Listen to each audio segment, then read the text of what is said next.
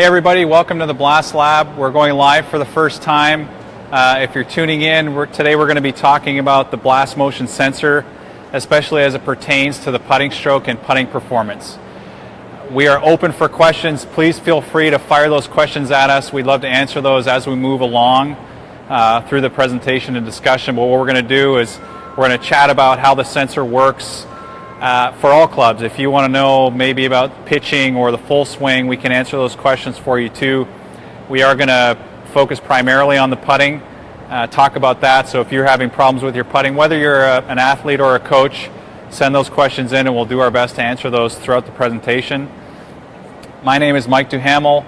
I'm a key account manager here at Blast for Blast Golf, and we've got our product education specialist Granger here with us today. So we can answer any questions that you have walking through the presentation. And we're going to start first with, how do you even get this sensor on the golf club, and how do you connect it, and how do you take your first few actions? So for those of you who have used the product before, you'll know that there's a rubber grip attachment here.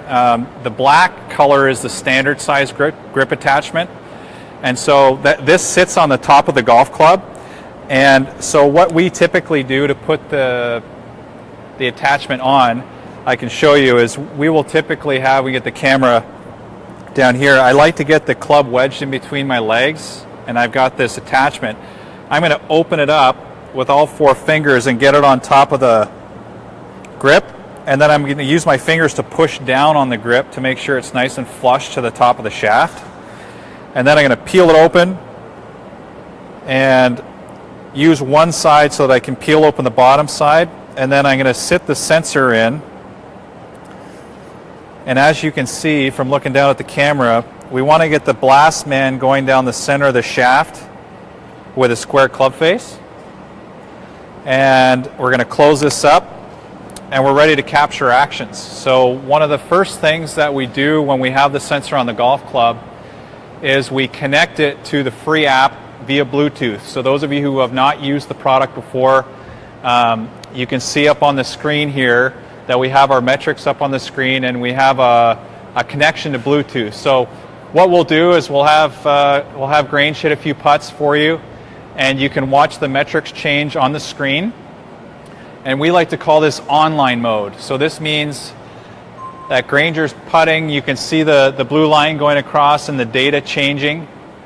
And so what we'll do for you today is we'll talk about how to use the sensor to improve your putting performance primarily. So what Granger is going to do is just hit some putts for us. And we're going to try and establish a baseline for Granger, and in particular his backstroke timing, and we'll get into why that's important here shortly. So what we like to do when we have tour players come into the lab, this is really the same process that we will follow with any tour players. So we have Granger just coming in for the first time. We're assessing where his putting's at. He's telling me that he has some issues with his speed control, some of his face or directional control, and we're going to look and diagnose and prescribe what he needs to work on in order to change those things. So what we do as a baseline, depending on the athlete, we'll probably capture around 10 to 20 putts with the app and the sensor, and you can do it a couple different ways. You can capture it in online mode. Ideally, I don't want Granger looking at the metrics, so if I'm a coach and I'm working off of the iPad, I can be holding the iPad with me and the athlete doesn't see any of the data. We want to really capture the best data possible, so we don't want them to see any of the numbers and be able to change on the fly. So we're just grabbing or establishing a baseline for Granger's putting stroke and trying to figure out why he's having so much issues with distance control or directional control. So last putt here.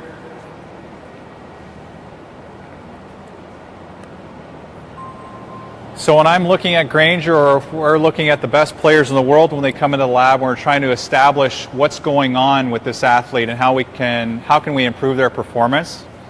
Granger, if you want to go over to the iPad and bring up your stats. What Granger's going to do now, if we can get the camera over to the screen, is we're going to look at the statistics for Granger's putting session. So we go to settings on the bottom right, and then we'll go to stats up top.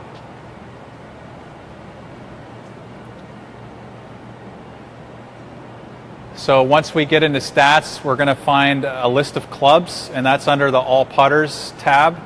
We click on that, and we're going to go find Granger's club that we just built for him. And we choose that. And we go to look at Granger's session. So if we're looking here, we're in the stats tab, and the session date is today. It started at different time, and 12 actions in that session. So you can see a bar graph representation of what's going on. We can see the dispersion, but if we actually click on this number here, we can see that Granger's maximum backstroke time, so we're on backstroke time here, Granger's maximum backstroke time out of the 12 putts took 0.67 seconds. If we click that number again, it gives us his min, which is 0.54 seconds. And then if we click it one more time, we get his average. So we're actually not trying to just establish the average, we're actually looking at the dispersion of his timing pattern. So on the high end, he was 0.67, and on the low end, he was 0.54 seconds. And that's a timing variance of 13/100ths of a second.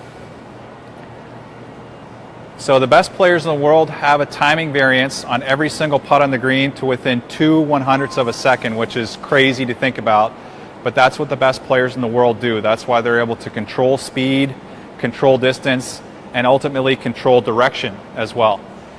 So the goal for Granger here is to get some feedback using the blast sensor and app, establish a baseline, get some feedback as he's going through his putting routine, and really trying to tighten that dispersion or tighten that timing variance to within a few hundredths of a second.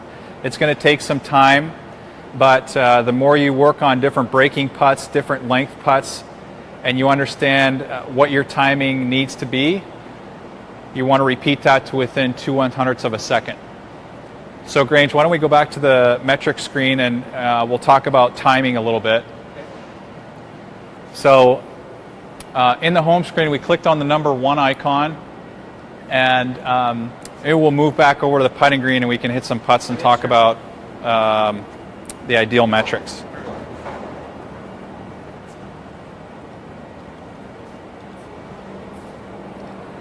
So for those of you who are familiar with us and some of the things that we talk about, we discuss the timing of the putting stroke. So we're looking at, with the Blast app, it measures backstroke time and forward stroke time. The reason why that's important is because a lot of things are happening within time, and we want ideally for you to repeat your backstroke and your forward stroke time to within 1 or 2/100ths of a second. That's the goal. But there's also ideal numbers that you should be shooting for. So we have it published in the app. Ideally, you want a 0.60 backswing time and a 0.30 forward stroke time for a 2-to-1 tempo ratio. So let's hit a few putts, Grange, and we'll talk about what that means.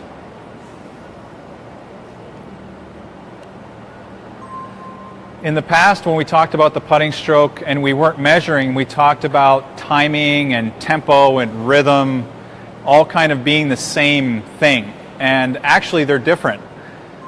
So when we reference the timing of the putting stroke, all we're measuring is, if you can imagine the sensor being a clock. So we start the clock the moment the putter starts moving, and we stop the clock the moment it creates impact with the golf ball. And all timing is the measurable period between those 2 points. And we break it out into backstroke time and forward stroke time. So you can see with Granger's putting stroke here, he's right in the neighborhood of what we're looking for, 0.60 on the backstroke, 0.30 on the forward stroke.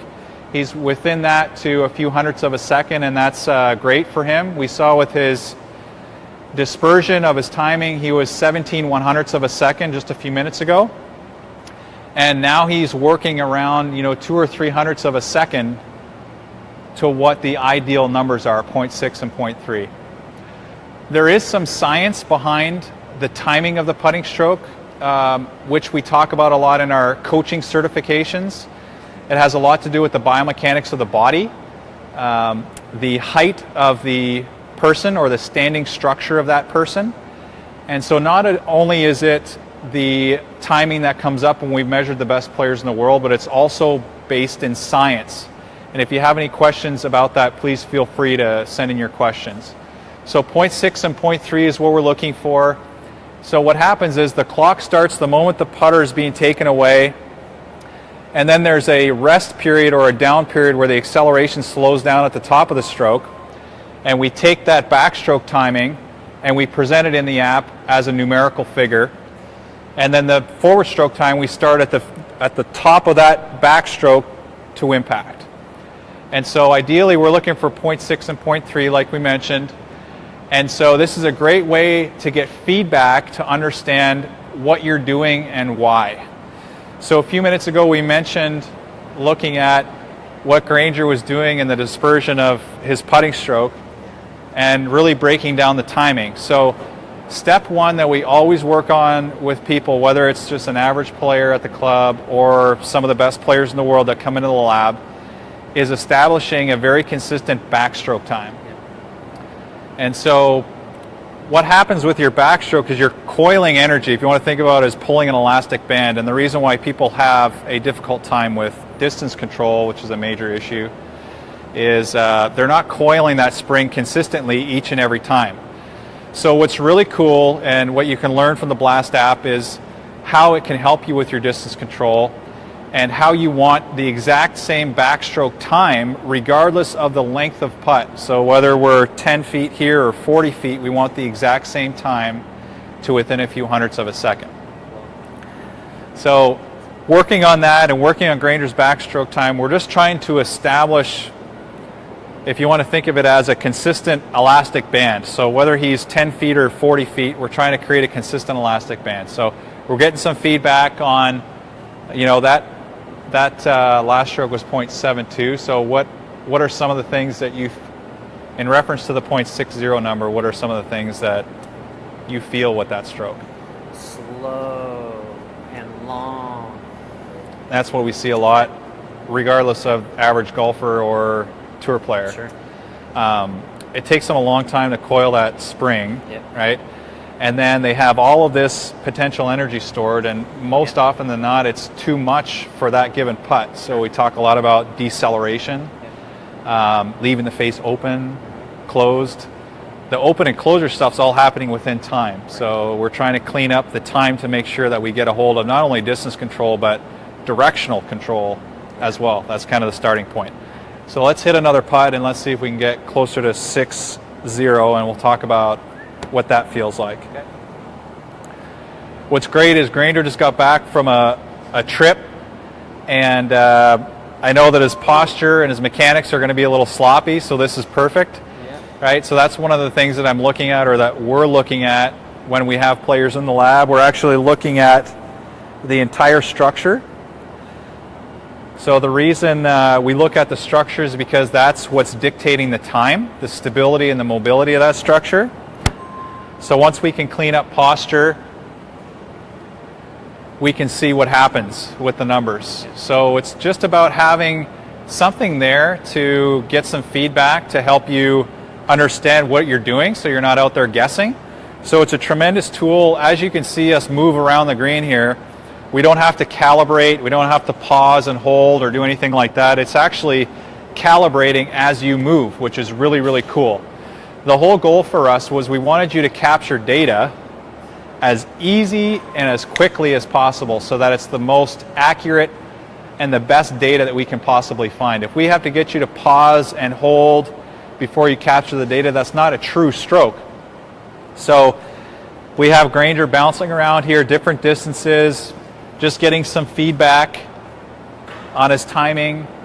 And this is a great way to train on a daily basis. We often have our tour players say that they use it every day to get calibrated, you know, because every day your sleep changes or you travel, the stresses of professional golf or just the stresses of life, you are you're having different feels in the golf game, and we know how different those feels are day to day. So it's a great tool to have on hand to establish a baseline, understand what those numbers are, but train that feel every day you can.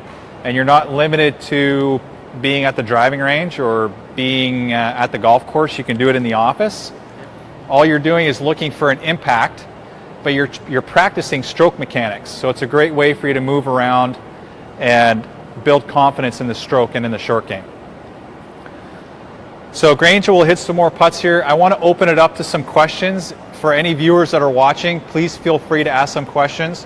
Whether you're a coach or just a general, excuse me, a general user, please send in your questions and we'll get those answered.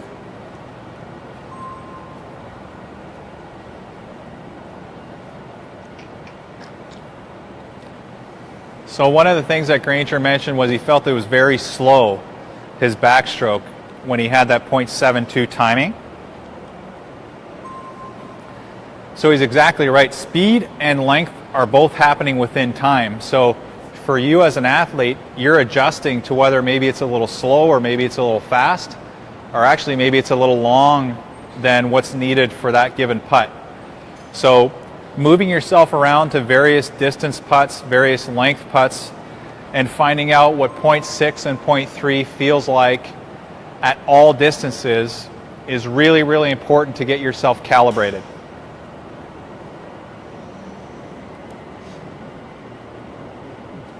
How you feeling? It's getting better. Getting better, yeah. The feedback.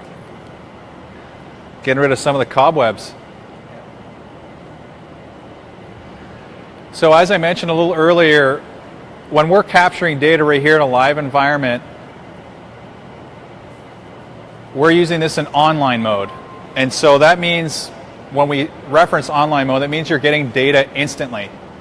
And so there's other modes that you can use this in. We'll go in for a second. We'll jump over for a second. Question is the sensor just for putting? No, it's not. It's for every club in the bag. And we can go through, we'll show you how to switch to a different club here in a few minutes. But it definitely works for every club in the bag, and it's an incredibly useful tool for every club in the bag.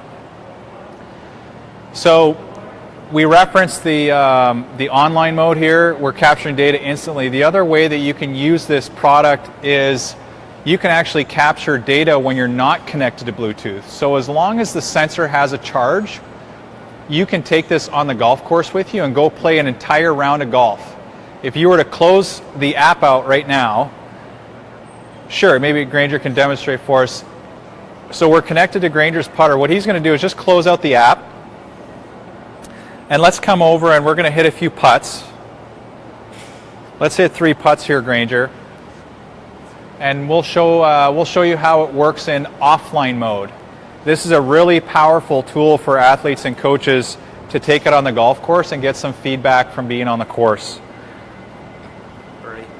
So imagine Granger's moving from hole to hole. The club is going back in the bag. It's coming back out. No calibration needed. He's hitting putts. We'll get him to hit 3 putts, and then we'll show you what that looks like when you go back to the app. So we've got one more putt here. This is for the PGA Championship. Cool. I should line it up. Thousands of viewers watching. I can see the sweat on his hands already.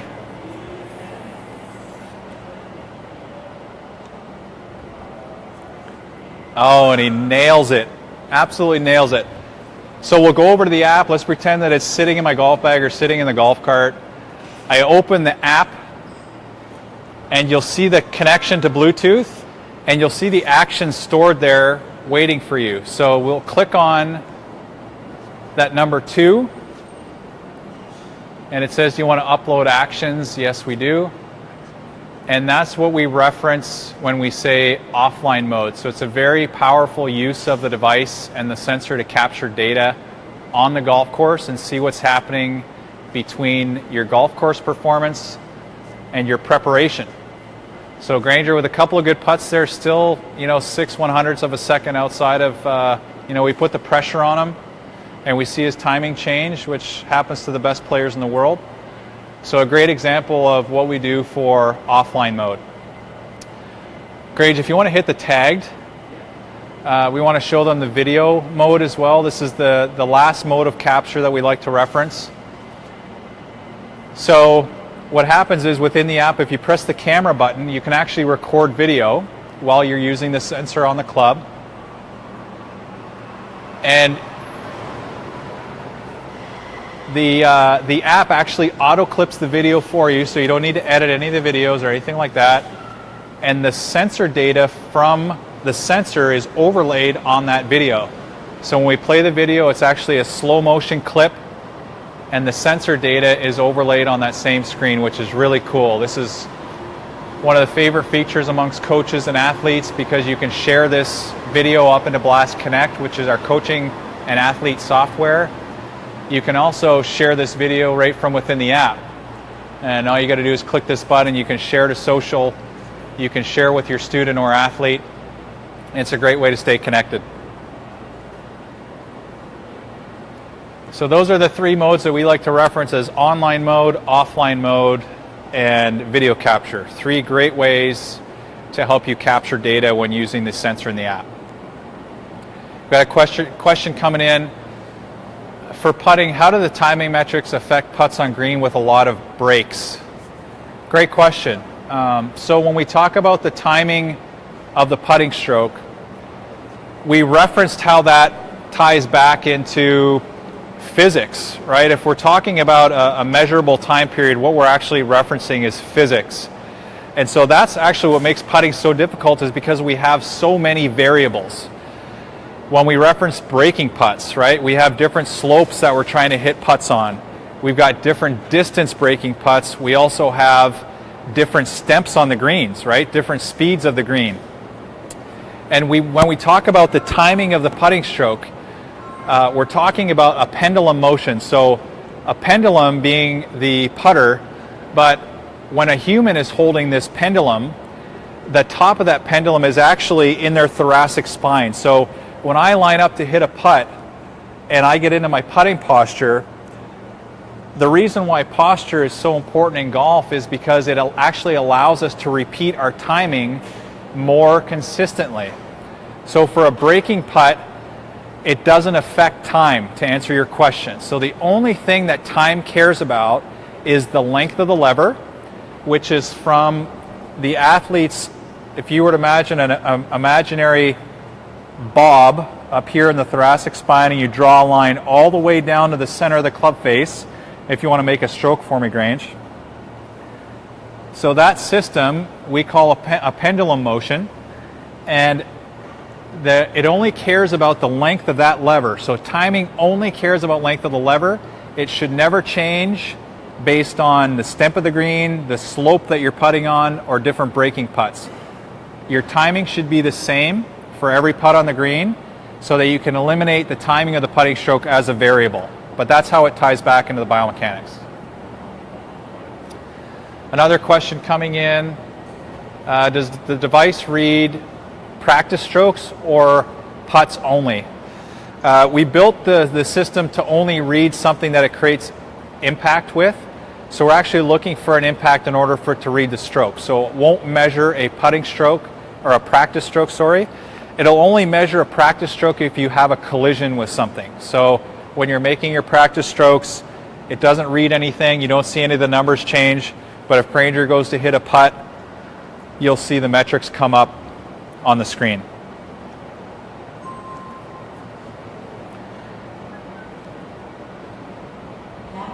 So you can see the metrics change there. So you actually do need impact with something in order for a putt to read. Great question. So I'd like to jump in, show you really quickly how it connects to another device, and show you, or another club, and show you how easy that is. We had a question a few minutes earlier about, does it work for all clubs? So what I'm going to do here is I'm going to take it off my putter. I'm going to go get my sand wedge. I take that out. I make sure that I've got the sensor aligned correctly. I stretch it out here. I get it over the top of my sand wedge. And Grange, if you wouldn't mind going to change it to a sand wedge, yeah, I'll trade you. Okay.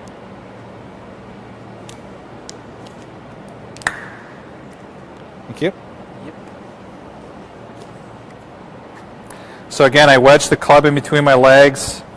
I get the sensor stretched on here.